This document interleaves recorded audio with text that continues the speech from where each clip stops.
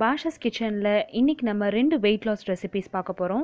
Ragi smoothie அப்புறம் பச்சை பயிர் சாலட் எப்படி ப்ரிப்பேர் பண்ணுறது அப்படின்றத இந்த வீடியோவில் நான் உங்கள் கூட ஷேர் பண்ணிக்க போகிறேன். ஸோ இந்த ராகி ஸ்மூதி அண்ட் பச்சை பயிர் சாலட் வந்து என்னோடய வெயிட் லாஸ் ஜேர்னியில் வந்து நான் டயட் சார்ட்டில் இன்க்ளூட் பண்ணியிருந்தது. ஸோ இது எப்படி செய்கிறது அப்படின்றது வாங்க பார்க்கலாம். ராகி ஸ்மூதி எப்படி ப்ரிப்பேர் பண்ணலான்னு வாங்க பார்க்கலாம். இங்கே வந்து நான் ராகி ஸ்மூதி ப்ரிப்பேர் பண்ணுறதுக்கு 2 டேபிள் ஸ்பூன் ராகி மாவு எடுத்து வச்சுருக்கேன். இது வந்து வீட்டிலையே ராகி வாங்கி மில்லில் அரைச்சது. உங்கள்கிட்ட பேக்கெட் மாவு இருந்தாலும் அதுவும் நீங்கள் யூஸ் பண்ணிக்கலாம். இந்த 2 டேபிள் ஸ்பூன் ராகியில் கொஞ்சம் தண்ணி ஊற்றி இதை வந்து நம்ம சுத்தமாக லம்ஸ் இல்லாமல் நல்லா மிக்ஸ் பண்ணி எடுத்து வச்சுக்கலாம். ராகி மாவை நல்லா தண்ணியில் கரைச்சி இந்த மாதிரி ஃப்ளோயிங் கன்சிஸ்டன்சியில் இருக்கணும். அதோடு சேர்த்து ஒரு மாதுளம்பழம் உரிச்சு எடுத்து வச்சுக்கோங்க. ஒரு 4லேருந்து 5 டேபிள் ஸ்பூன் காய்ச்சின பாலும் எடுத்து வச்சுருக்கேன். ராகி ஸ்மூதிக்கு அவ்வளோதான் இன்க்ரீடியன்ஸ். அடுத்து நம்ம இதை செய்ய ஸ்டார்ட் பண்ணலாம். இதுக்கு ஒரு பாத்திரத்தில் கொஞ்சமாக தண்ணி ஊற்றிக்கோங்க. ஸோ இந்த ராகி ஸ்மூதி கொஞ்சம் நல்லா வாட்டரியாக இருக்கணும். ரொம்ப திக்காக இருந்துச்சுன்னா பாயாசம் மாதிரி இருக்கும், நம்மளால் வந்து குடிக்க முடியாது. தண்ணி சூடாகிட்ருக்க டைமில் இதில் ஒரு ஏலக்காய் எடுத்து அதில் உள்ளே இருக்கிற விதையை வந்து இதில் நான் சேர்த்துக்கிறேன். தண்ணி இந்த அளவு சூடானதுக்கப்புறமா நம்ம எடுத்து வச்சுருக்க இந்த ராகி மிக்சர் இதில் சேர்த்துடலாம். இந்த 2 டேபிள் ஸ்பூன் ராகி மிக்சரில் எனக்கு வந்து 2 கிளாஸ் வரைக்கும் ஸ்மூதி கிடச்சிது. அதனால் நீங்கள் இதை 2 கிளாஸ் ப்ரிப்பேர் பண்ணாலும் சரி, இல்லை 1 தான் உங்களுக்கு வேணும் அப்படின்னா 1 டேபிள் ஸ்பூன் இதில் நீங்கள் சேர்த்துக்கிட்டிங்கனாலும் போதும். ராகி வந்து வேக வேக உங்களுக்கு இன்னும் நல்லா திக்காகும். இப்போ இதில் ஒரு சிட்டிகை உப்பு சேர்த்துக்கிறேன். ரொம்ப வேண்டாம், ரொம்ப ரொம்ப கம்மியாக உப்பு இதில் சேர்த்துக்கோங்க. இப்போ இதை நம்ம கை விடாமல் கிளறி விட்டுட்டே இருக்கணும். ராகி வேக வேக உங்களுக்கு வந்து திக்காகிட்டே வரும். லோ ஃப்ளேமில் வச்சு இது நல்லா கிளறுங்க. ஒரு 2 நிமிஷம் இதே மாதிரி கிளறி விட்டுட்டே இருக்கும்போது பாருங்கள் அதோட கன்சிஸ்டன்சி சேஞ்ச் ஆகுது. தண்ணியோட கண்டென்ட் வந்து உங்களுக்கு கம்மியானதுக்கப்புறமா இதில் வந்து நம்ம எடுத்து வச்சுருக்க இந்த காய்ச்சின பால் சேர்த்துடலாம். ஒரு 3லேருந்து 4 டேபிள் ஸ்பூன் பால் சேர்த்துட்டு அதையும் நல்லா கிளறி விட்டுட்டே இருங்க.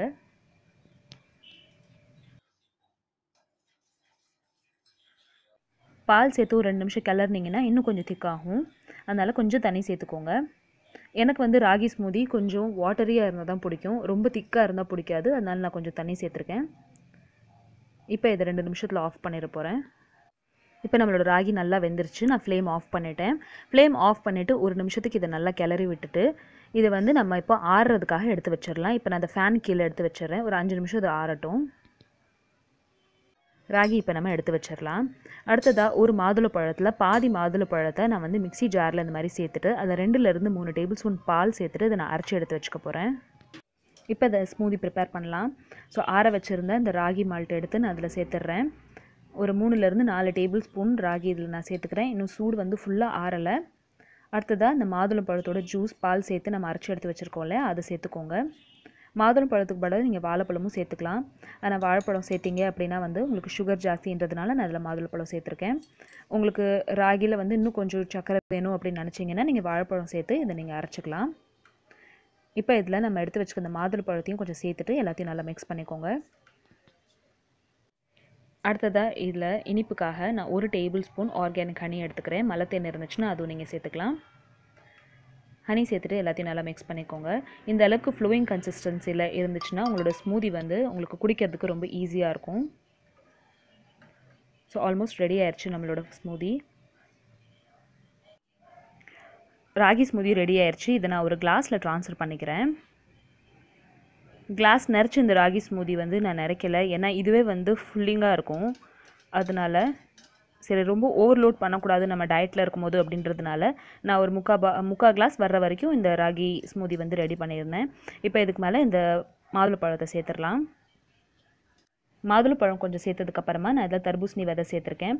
உங்கள்கிட்ட சியா சீட்ஸ் இல்லை ஃப்ளாக்ஸ் சீட்ஸ் இருந்துச்சுன்னா அதுவும் நீங்கள் சேர்த்துக்கலாம். ஸோ இந்த ராகி ஸ்மூதி குடிக்கும்போது நம்மளுக்கு அந்த ஒரு க்ரன்ச்சியான ஒரு டேஸ்ட் கொடுக்கும். அதனால இதில் நான் கொஞ்சமாக வந்து தர்பூசணி விதை சேர்த்துருக்கேன். வெள்ளரி விதை இருந்துச்சுன்னா அது கூட நீங்கள் சேர்த்துக்கலாம். ஸோ நம்மளோட ராகி ஸ்மூதி ரெடி ஆயிடுச்சு. இந்த சாட்டில் போட்டிருந்தபடி நீங்களும் அந்த ராகி ஸ்மூதி ப்ரிப்பேர் பண்ணி குடிச்சு பாருங்கள். அண்ட் டயட்டோட சேலஞ்சு வந்து கண்டிப்பாக கண்டினியூ பண்ணுங்கள். என்னால் முடிஞ்ச வரைக்கும் சீக்கிரமாக உங்களுக்காக நான் ரெசிபிஸ் போஸ்ட் பண்ணுறேன். இந்த ரெசிபி உங்களுக்கு எப்படி வந்துச்சு அப்படின்றது எனக்கு சொல்லுங்கள். அடுத்த ரெசிபி பச்சை பயிறு ஆர் மூங் தால் சாலட் எப்படி செய்யறதுன்னு பார்க்கலாம் வாங்க. இந்த பச்சைப்பயிறு சாலட் ரெடி பண்ணுறதுக்கு ஒரு பாத்திரத்தில் தண்ணி வச்சு அதை நான் கேஸ் பர்னரில் வச்சுருக்கேன். பச்சைப்பயிரை நான் நைட்டு ஊற வச்சுட்டேன். ஸோ பச்சைப்பயிறு கொஞ்சம் தான் இருந்துச்சு அப்படின்றதுனால நான் அதோட சேர்த்து வெள்ளை காராமணியும் ஊற வச்சுருந்தேன். வெள்ளை காராமணியும் பச்சைப்பயிரும் கிட்டத்தட்ட ஒரு 12 மணி நேரமாக இது வந்து ஊறியிருக்கு. காராமணி சேர்த்து நீங்கள் பச்சைப்பயிரோடு சேர்த்து போடுறீங்க அப்படின்னா காராமணி அட்லீஸ்ட் ஒரு 12 மணி நேரத்துக்காச்சும் ஊறியிருக்கா அப்படின்றது பார்த்துக்கோங்க. ஏன்னா பச்சைப்பயிறு வந்து சீக்கிரமாக வெந்துடும், காராமணி கொஞ்சம் லேட் ஆகும் வேகிறதுக்கு. வேகும்போது இந்த மாதிரி ஒயிட் கலரில் உங்களோட தண்ணியில் வந்துச்சு அப்படின்னா அதை ஒரு கரண்டி வச்சு எடுத்துருங்க வெளியே. ஒரு 10லேருந்து 12 நிமிஷம் ஆகும் இது வேகிறதுக்கு. இப்போ நம்மளோட பச்சைப்பயிரும் காராமணியும் வெந்துருச்சு. அதை நான் தண்ணியிலேருந்து ஃபில்ட்ரு பண்ணி எடுத்து வச்சுருக்கேன்.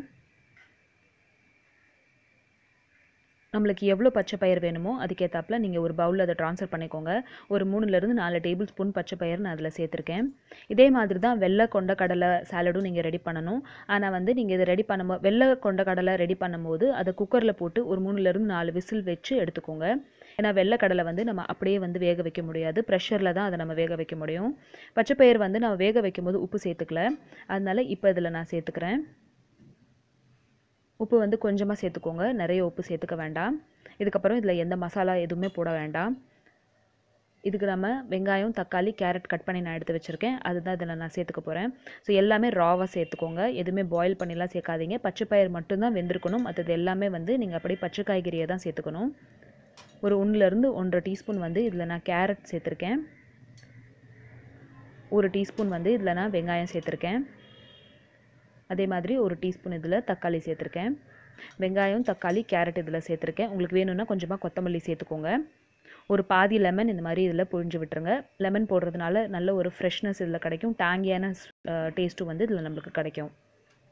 இப்போ இது எல்லாத்தையும் நல்லா மிக்ஸ் பண்ணிக்கலாம். ஸோ நம்மளோட பச்சைப்பயிறு சாலட் ரெடி ஆயிடுச்சு. இதே மாதிரி நீங்கள் கருப்பு சுண்டலில் செய்யலாம், வெள்ளை சுண்டல்லையும் செய்யலாம். குழந்தைங்களுக்கு ஸ்நாக்ஸும் நீங்கள் இந்த மாதிரி செஞ்சு கொடுக்கலாம். ஸ்கூல்லேருந்து வந்ததுக்கப்புறமா இதை நீங்கள் செஞ்சு கொடுங்க. ரொம்ப ரெஃப்ரெஷிங்காக, ரொம்ப வந்து எனர்ஜெட்டிக்காக இருக்கும் உங்களுக்கு. நம்மளோட பச்சைப்பயிறு சாலட் ரெடி ஆயிடுச்சு. ஸோ இதே மாதிரி சாலட் நீங்களும் ப்ரிப்பேர் பண்ணி வெயிட் லாஸ் சேலஞ்சை கண்டினியூ பண்ணுங்கள். இந்த வெயிட் லாஸ் சேலஞ்ச் டயட் சார்ட்டில் என்னென்ன டிஃபிகல்ட்டிஸ் நீங்கள் ஃபேஸ் பண்ணுறீங்க அப்படின்றத எனக்கு கமெண்ட் செக்ஷனில் சொல்லுங்கள். நான் கண்டிப்பாக அதுக்கு ரிப்ளை பண்ணுறதுக்கு பார்க்குறேன். இந்த ரெசிபி உங்களுக்கு பிடிச்சிருந்துச்சுன்னா இந்த வீடியோக்கு ஒரு லைக் கொடுங்க. நிறைய பேர் ரெட் ரைஸ் எப்படி ப்ரிப்பேர் பண்ணும் அப்படின்னு கேட்டிருந்தீங்க. ஸோ ரெட் ரைஸ் ரெசிபி வந்து நான் என்னோட சேனலில் ஏற்கனவே போஸ்ட் பண்ணியிருக்கேன். அதோட லிங்க் நான் டிஸ்கிரிப்ஷன் பாக்ஸில் கொடுக்குறேன். அதை ஓப்பன் பண்ணி கண்டிப்பாக பாருங்கள். என்னோட சேனலை ஃபர்ஸ்ட் டைம் பார்க்குறீங்கன்னா கண்டிப்பாக சப்ஸ்கிரைப் பண்ணுங்கள். நீங்களும் எங்கள் கூட இந்த வெயிட் லாஸ் ஜர்னியில் ஜாயின் பண்ணுங்கள். தேங்க்யூ ஸோ மச் ஃபார் வாட்சிங். பாய்.